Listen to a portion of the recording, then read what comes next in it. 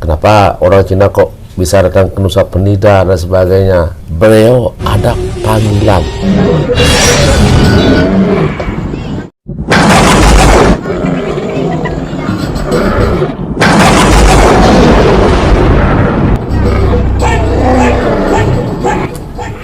Ada panggilan dari siapa? Dari Ratu Gede Mas Sakti. Ratu Gede, katanya dipanggil tuh gimana ceritanya itu? Kok beliau bisa memanggil kan begitu? Padahal di sisi lain adik tuh nggak tahu Ratu Gede, nggak tahu ya tentang Bali itu nggak tahu sama sekali. Nah, bagaimana ceritanya itu?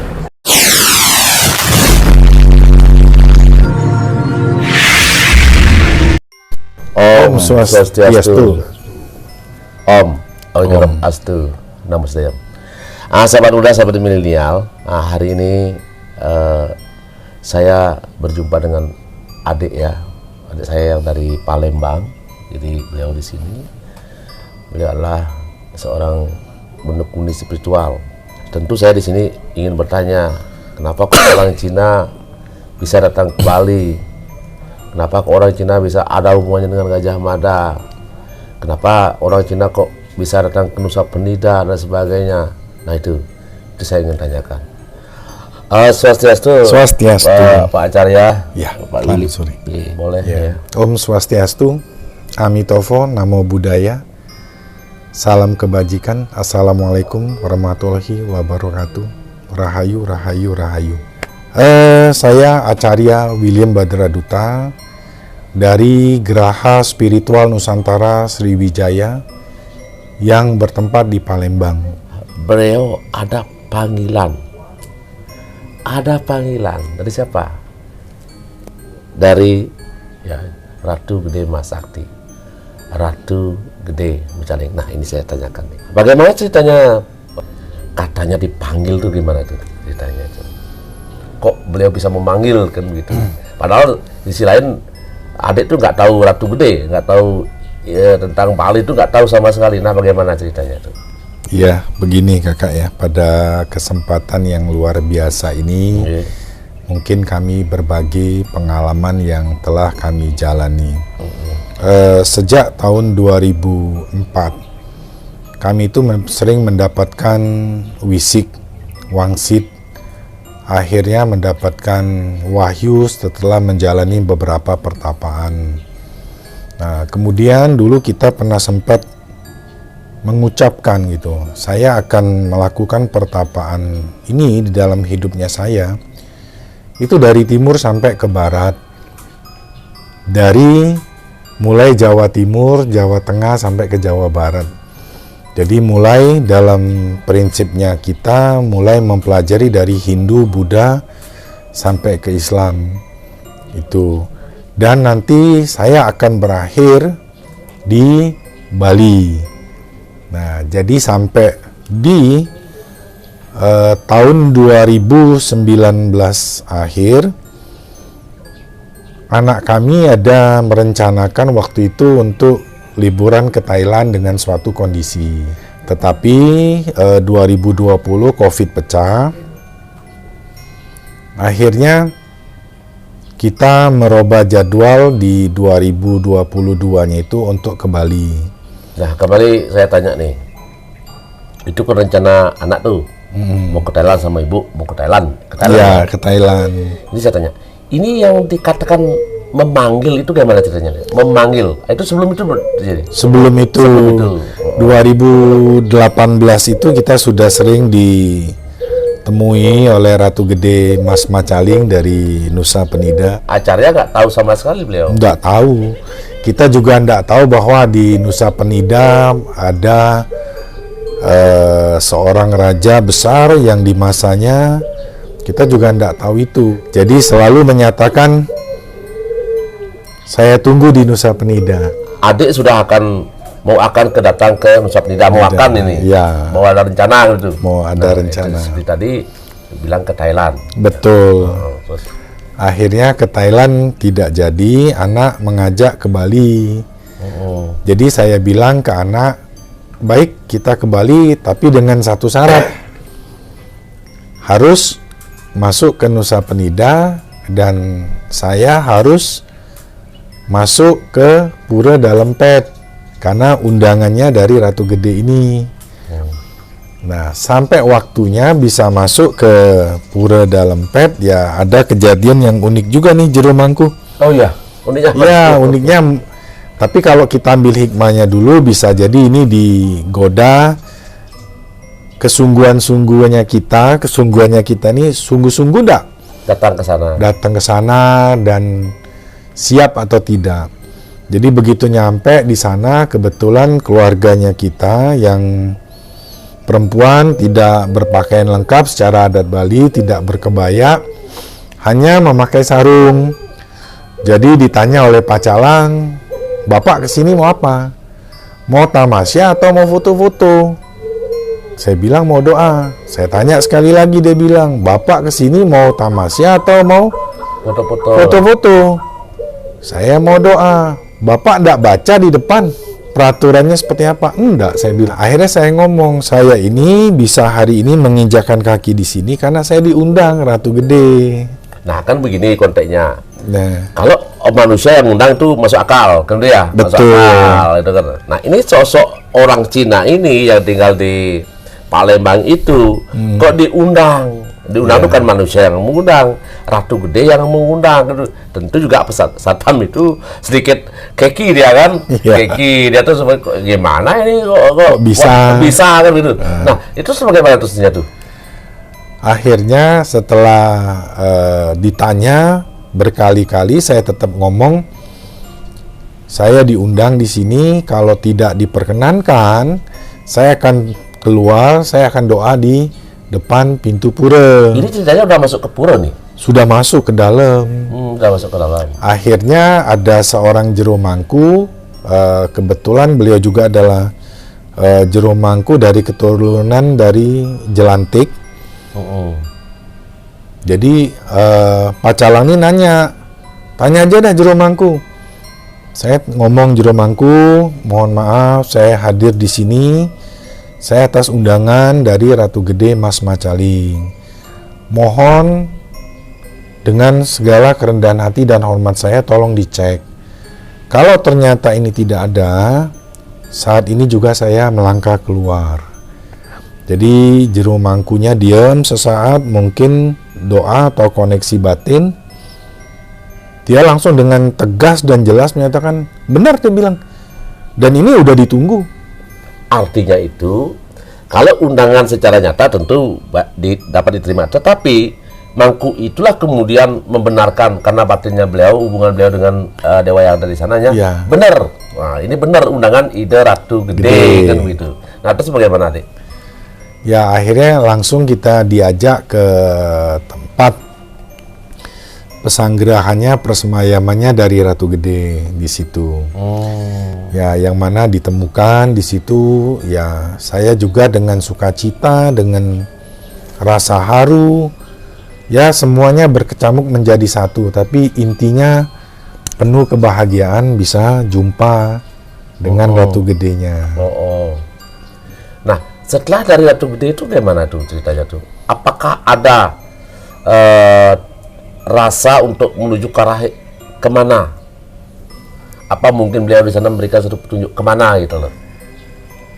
Setelah dari sana kita mendapatkan petunjuk ya secara niskala dari Mahapati Gajah Mada. Patih Gajah Mada.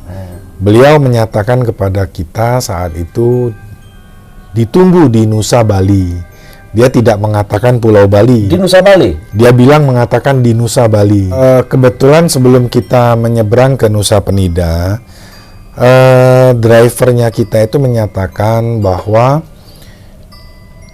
di Puri Ageng Belah Batu itu ada topengnya Gajah Mada. Nah, jadi dari situ juga mulai kedatangan Mahapati Gajah Mada ke kita itu memberikan suatu statement ke kita bahwa ditunggu di Nusa Bali. Nusa Bali di mana itu, begitu?